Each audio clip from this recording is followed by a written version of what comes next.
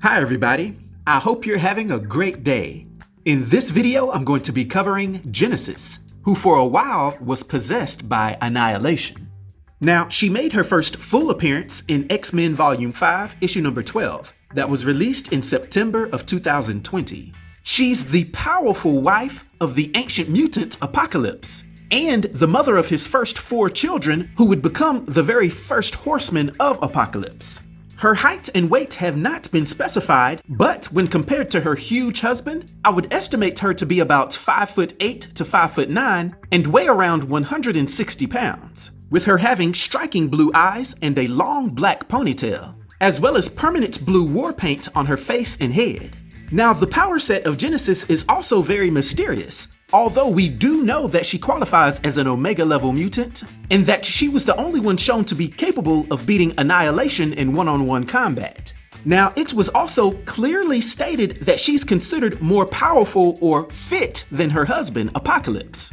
So that must be the case, but I'll just leave that alone. Since we don't know all that she can do, I'll name just 1 or 2 that we can extrapolate. One of them being that she has at least moderate to vast superhuman strength, as well as moderate superhuman durability, speed, agility, and endurance. She also expresses Chlorokinesis, being able to control any plant life within her immediate vicinity, as well as seemingly having a degree of energy projection, and extreme longevity, being several thousand years old and still being in her prime. Now, the one thing I will say is notable is that she has to be one of the best swordsmen in the Marvel Universe, because she repeatedly bested most anyone around her in sword combat. Now, this fact became an overwhelming problem when she gained the powerful Twilight Sword, after being possessed by Annihilation. When she bonded with the Golden Helm of Annihilation, her abilities were at least mildly enhanced, in addition to gaining all of the powers of the evil primordial being itself, one of which included having full command over all the hundreds of thousands of daemons within the Amenth dimension,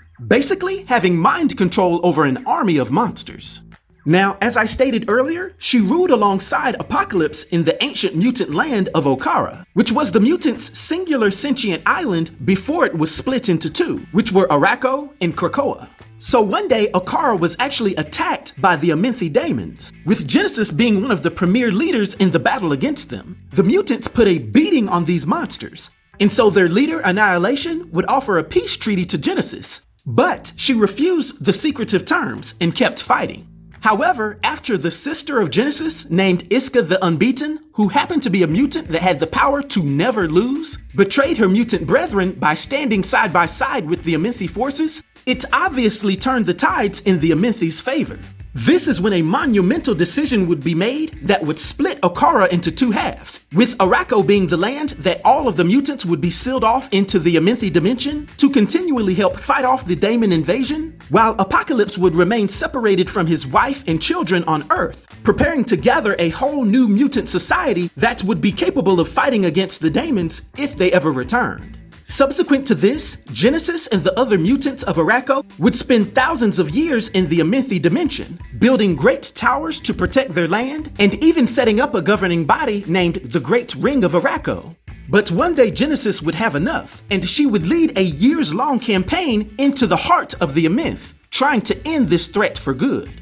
And although she'd encounter some serious setbacks, such as being overwhelmed by their former mutant general, White Sword, and his 100 champions, who had gone crazy due to the day-to-day combat cycle in his forward operating position, and also her sister Iska would be waiting for her when they got back from being defeated. But not to rejoin her mutant brethren, but to offer an invitation from Annihilation to come speak.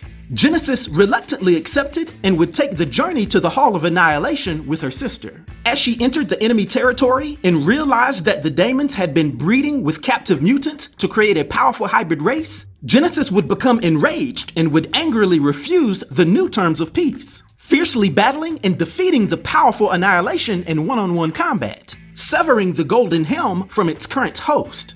But Genesis didn't realize that this would leave the Amenthi horde without a leader, sending them all into a berserker state where they would consume everything or die trying. And although she refused to claim the helm for over 100 years, after she saw the walls of Arakko finally be breached, She would put on the helm herself, but would be unable to resist the influence of the Annihilation entity that inhabited it, which would lead her to actually capture Arakko and prepare forces to invade Otherworld and ultimately Earth. These events would lead to the deception of Apocalypse, who would be tricked into opening a route to Otherworld, allowing the Amenthi daemons to invade Earth, which would only be stopped by the intervention of Saturnyne, who was the powerful, magic-wielding, reality-warping ruler of Otherworld. She actually forcing the two sides into a temporary ceasefire and offering to host a tournament where the champions of Arakko and Krakoa would face off. But before this Ten of Swords tournament, Genesis and Apocalypse would have a reunion, and she would share a heart-to-heart conversation with her husband about the events of the past several thousand years, revealing that she's the latest to be possessed by the Golden Helm of Annihilation. If you fast forward to the end of the Ten of Swords tournament, you'll see that it came down to a final battle between Apocalypse and his wife, Genesis, with her starting the battle without donning the Golden Helm, although she was still under its influence, and taking the upper hand against Apocalypse, destroying his blade with her Twilight Sword. But her resourceful husband would surprise her, and would grab the Twilight Sword and slash her with it. She would fall and beg Apocalypse to take her out for good, but after he refused, Annihilation would take complete control over her and summon all of the Amenthi forces to Otherworld, wanting to take over Krakoa right then. Luckily, the warring mutants would be joined by the reassembled X-Men, Captain Britain and the Vescora, with these events causing enough of a distraction that Apocalypse could physically remove the Golden Helm off of his wife's head, with it then possessing the powerful ancient mutant himself. However, unlike his wife, Apocalypse was able to overcome the influence of Annihilation and would be able to consciously command the Amenthi forces to surrender. And Saturnyne would use her immense powers to change the Golden Helm itself into a staff, which would limit its corruptive influence, and it would be given to Genesis as a gift. And with her mind now clear, Genesis, Apocalypse, and their children would return to rule over the Amenthi dimension, while Krakoa, Arakko, and its mutants would be deemed free. Now, for her powers and abilities and her influence on the Marvel Universe, for my 1 to 10 rating, I'll give Genesis a rating of 8, which is an unforgettable rating. I hope everyone enjoyed this video. I'll talk to you next time. Be sure to like, subscribe, and join the new Sage.